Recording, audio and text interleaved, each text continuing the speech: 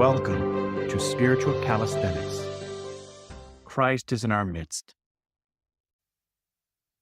August 31st, we commemorate the placing of the honorable Sash of the most holy Theotokos, Saint Cyprian the Hieromartyr and Bishop of Carthage, Saint Gennadius Scholarus, Patriarch of Constantinople, Saint Aidan, Bishop of Lindisfarne, Saint Aidan, Abbess of Folkestone, and Saint Uthburga, Queen, Abbess of Windbourne. Regarding the placing of the venerable belt of the Holy Theotokos, the placing of the venerable belt of the most holy Theotokos in the church of Constantinople's Cassiopeia district took place during the reign of Emperor Theodosius the Younger. Before this, the holy relic, entrusted to the Apostle Thomas by the Mother of God herself, was kept by pious Christians at Jerusalem after her dormition. For those that do not remember, when the Virgin Mary passed away, all of the disciples were brought in a cloud to Gethsemane for her funeral, with the exception of St. Thomas. St. Thomas was brought 3 days later, and on his way, he encountered her in the sky, and she gave him her belt as a sign that she no longer needed it. Belts during the time of Christ, and even up till about 100 years ago, were critical in long journeys because they not only girded your strength, your stomach in, but they were basically a sign for travel, that they were hiking everything up so that you would be ready to go, girding yourself, as it were, hence the term girdle.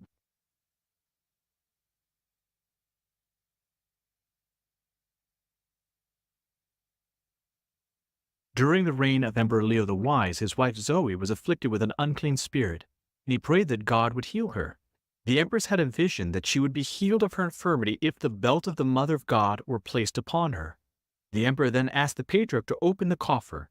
The Patriarch removed the seal and opened the coffer in which the relic was kept, and the belt of the Mother of God appeared completely whole and undamaged by time.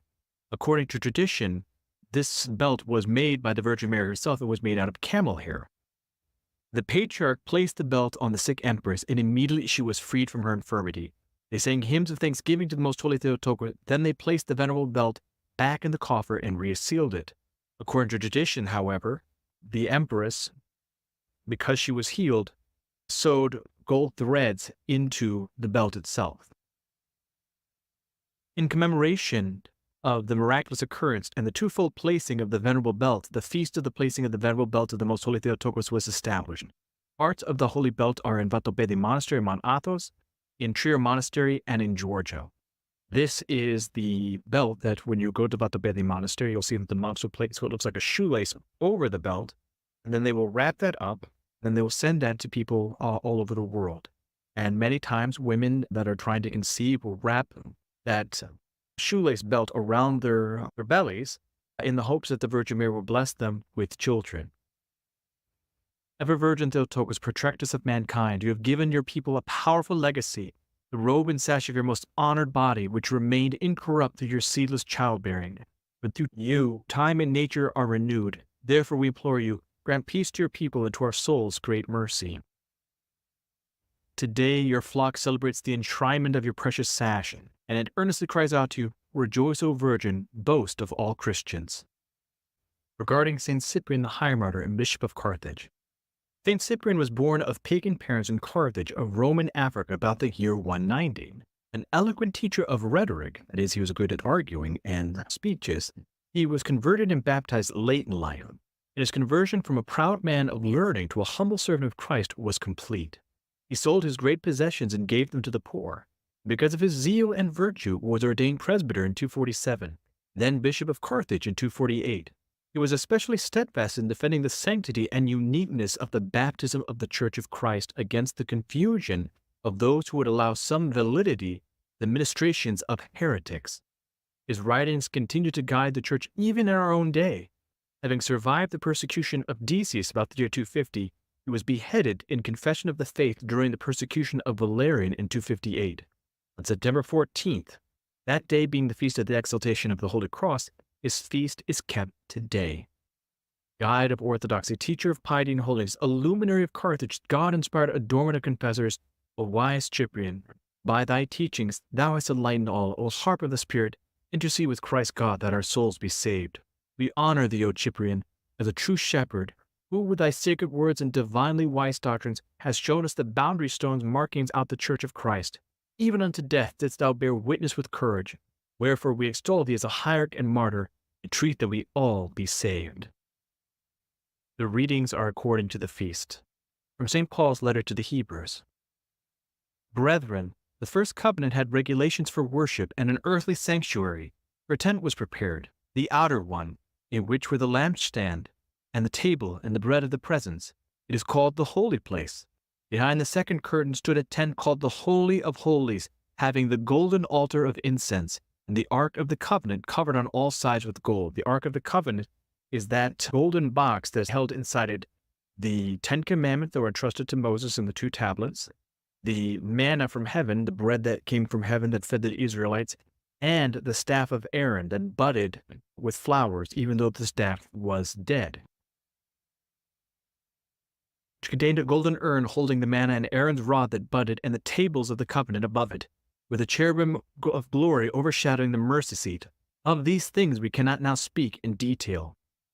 The preparations having thus been made, the priests go continually in the outer tent, performing their ritual duties, but into the second only the high priest goes, and he but once a year, and not without taking blood, which he offers for himself and for the heirs of the people, meaning that only once a year was anyone allowed to go in there. And when Zacharias, the father of John the Baptist, took the Virgin Mary when she was 3 years old, he placed her on that in the Holy of Holies, because the Virgin Mary is the Holy of Holies. This is one of the reasons why you see the platiter of the Virgin Mary sitting, because she is the new Ark of the Covenant, because the laws are Christ. Christ is the lawgiver. The manna, the bread from heaven, Christ is the bread of life. And the rod that budded is Christ, who, though he was dead, he rises and lives again. Now, this is important for the Feast of the Virgin Mary because all of her work, and as we're going to see throughout the life of the Virgin Mary, that she worked hard to keep and honor the Word of God, not just in protecting her son, but in also following all of the commandments of God. From the Gospel according to St. Luke. At that time Jesus entered a village, and a woman called Martha received him into her house. She had a sister called Mary who sat at the Lord's feet and listened to his teaching. But Martha was distracted with much serving, and went to him and said, Lord, do you not care that my sister has left me to serve you alone? Tell her then to help me. But the Lord answered her, Martha, Martha, you are anxious and troubled about many things. Now, this is important because on this feast, the feast of the cincture, the sash, the belt of the Theotokos, belts, as I said, are for working. They're for labor.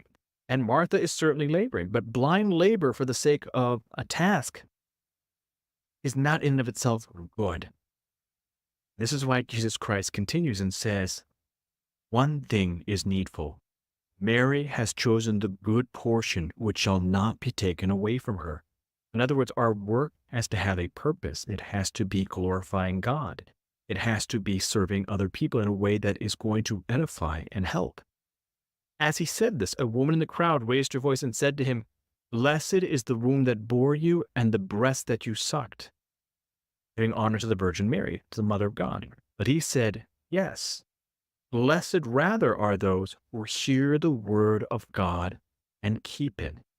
So yes, the Virgin Mary is honored because she bore the Mother of God, but her work, as the belt symbolizes, is what makes her important because she heard the word of God, not just because she had the word of God in her, but in her heart, in her soul, and she kept it.